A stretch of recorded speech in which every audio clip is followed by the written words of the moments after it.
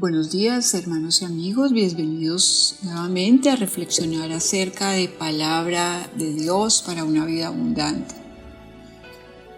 Hablando un poco de las relaciones sociales y nuestro impacto en el medio en que Dios nos ha puesto, analizamos que cuanto más cercanas y cotidianas se van haciendo esas relaciones en el entorno en que nos movamos, puede ser la familia, con la pareja, con los vecinos, en la iglesia, con los amigos, en el trabajo, en el estudio, donde estemos, salen a relucir características de la gente que terminan generando en nosotros alguna reacción hacia las personas.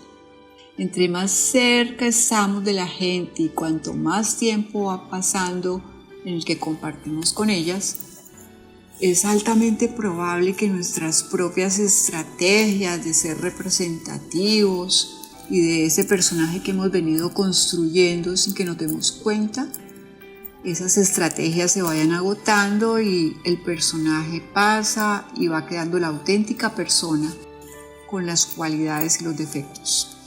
Pero también vamos descubriendo particularidades en los demás. Y lo que antes era novedoso, ahora se vuelve costumbre y pierde la magia. Y encontramos también que las personas con las que compartimos suelen tener defectos que no veíamos o cualidades que tampoco habíamos descubierto. Sin embargo, este es el espacio para el cual Dios nos diseñó. Somos seres sociales y necesariamente tenemos que pasar por la escuela de la convivencia, en la cual tendremos dos opciones. O salir siendo mejores personas que como entramos a esas relaciones, o salir deteriorados y haciendo daño a los cercanos. En todo caso, las relaciones siempre nos moldean.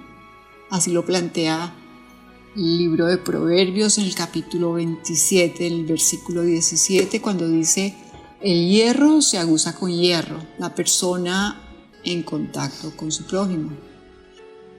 Las relaciones con todas las personas nos permiten conocerles, pero también conocernos a nosotros mismos en la medida en que descubrimos que nos surgen sentimientos que brotan de manera inesperada o inexplicable en nosotros en relación con algunas personas. Puede ser que sintamos mucha empatía hacia algunos y que sea muy fácil compartir con ellos, pero también puede ser que haya algo que no nos cuadra en la gente. Es interesante que muchas veces nos sorprendemos con pensamientos y reacciones que surgen de nuestro interior cuando interactuamos con algunas personas y que no sabemos cómo explicar. Podríamos decir que esto no es otra cosa sino el espejo al que nos estamos enfrentando cuando somos miembros de una comunidad. Es la proyección que hacemos de algo que hay en nosotros y que rechazamos en los demás. Cosas que para nosotros mismos son problemáticas o desagradables y que tal vez desconocemos que las poseemos. Dios sabe esto y es así como en su amor infinito y la abundancia de sus recursos nos amonesta a mirarnos interiormente y examinarnos para ver de qué manera nuestros conflictos profundos son los causantes de las dificultades que solemos tener cuando nos relacionamos. Fuimos hechos buenos y dotados con dones preciosos destinados para un fin: edificarnos mutuamente, bendecir a los otros. Entonces, ¿por qué es tan difícil la convivencia si hemos sido creados precisamente para ser sociales? El mensaje del apóstol Pablo en su carta a los romanos nos llama la atención de una manera muy directa cuando, hablándole a los judíos, los amonestaba a mirarse interiormente y a hacer un autoexamen a partir de la forma en que ellos censuraban a muchos. En el capítulo 2, los primeros 4 versículos de esta carta, les decía: por eso tú, quien quiera que seas, no tienes excusa cuando te eriges en juez de los demás. Al juzgar a otro, tú mismo te condenas, pues te eriges en juez no siendo mejor que los demás. Es sabido que el juicio de Dios cae con rigor sobre quienes así se comportan. Y tú que condenas a quienes actúan así, pero te portas igual que ellos, ¿Te imaginas que vas a librarte del castigo de Dios?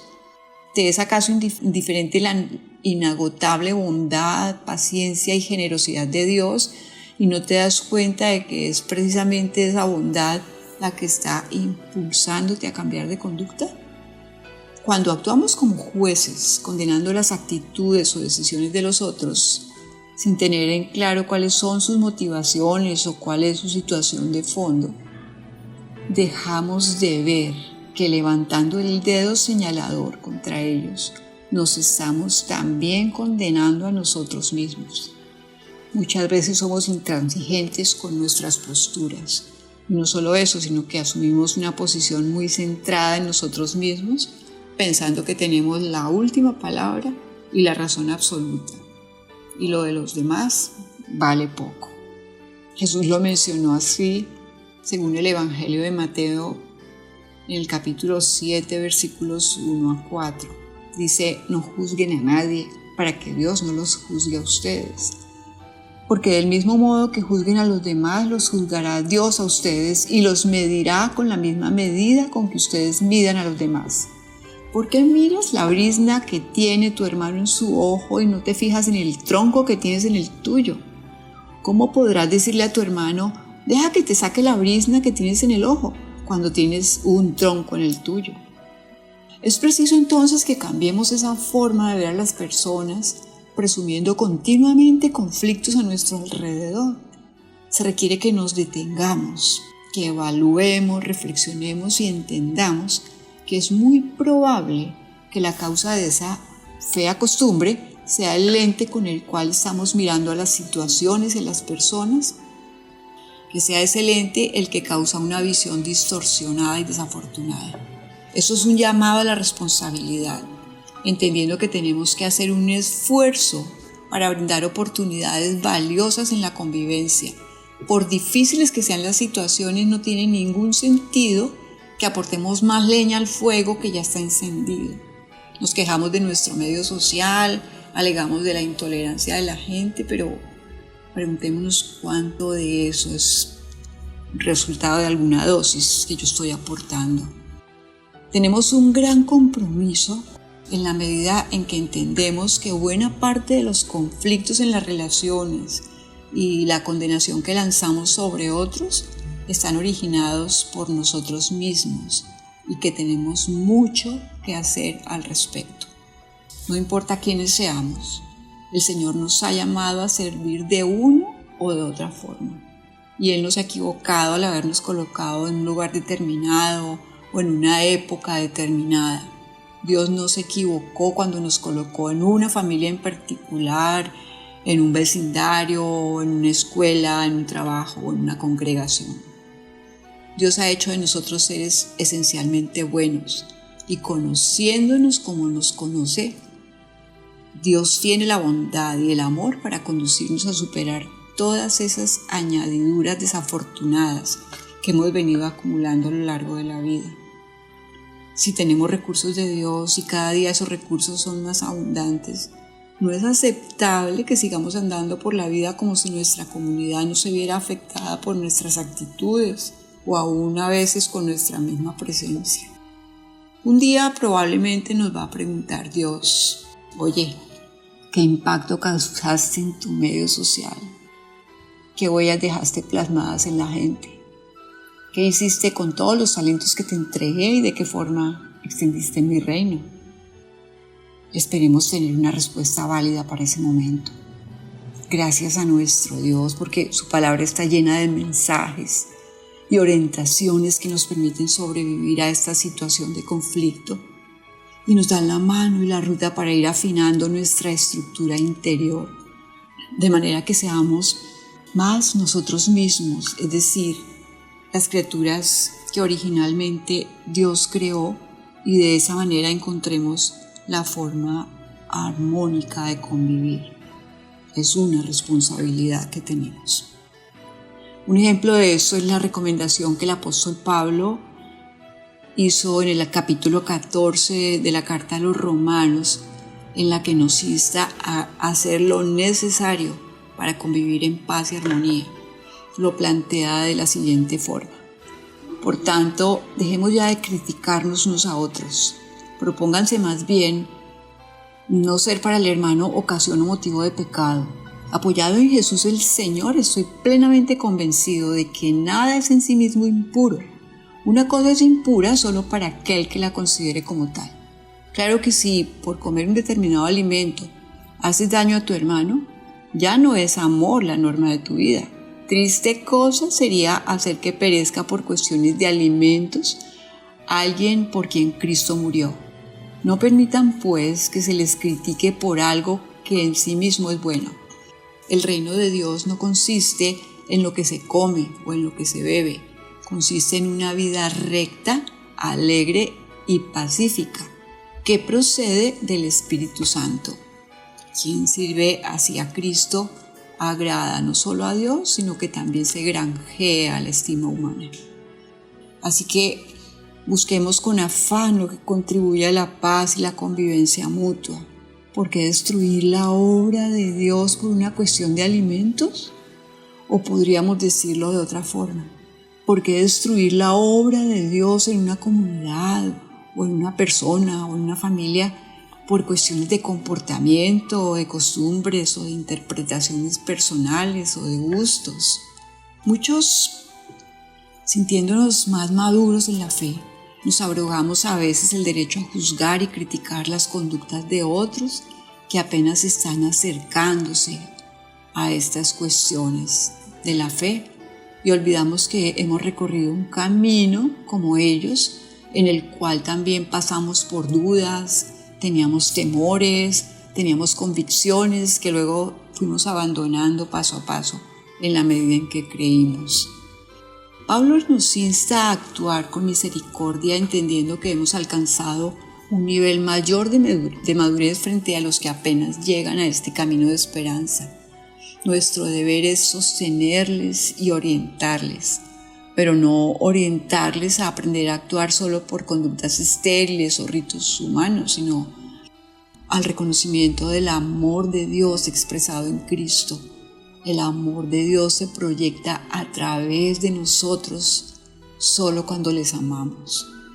El apóstol Pablo en la misma carta, pero en el capítulo 12, a partir del versículo 15, nos dice: alégrense con los que están alegres y lloren con los que lloran.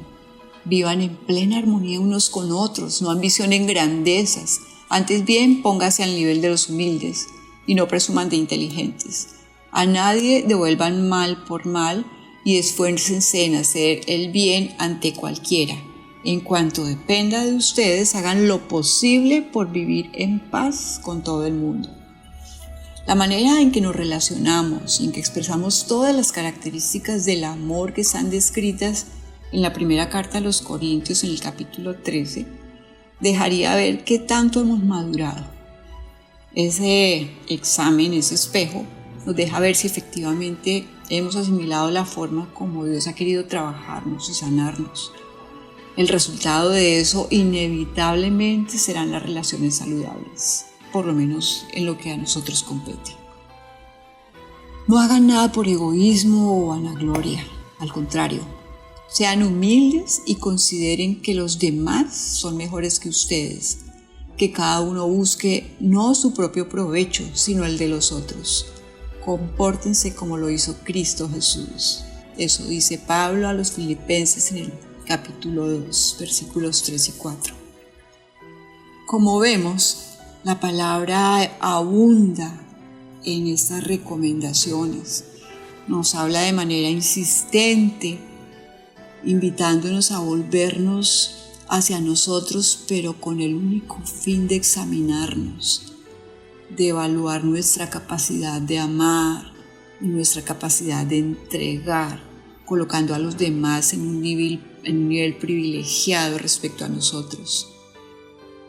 Oremos pidiéndole a Dios que nos dé la sensibilidad que requerimos para identificar nuestros puntos oscuros y posiblemente puntos generadores de dificultades en las relaciones, porque queremos superarnos día por día y aportar de la manera que Dios espera que lo hagamos.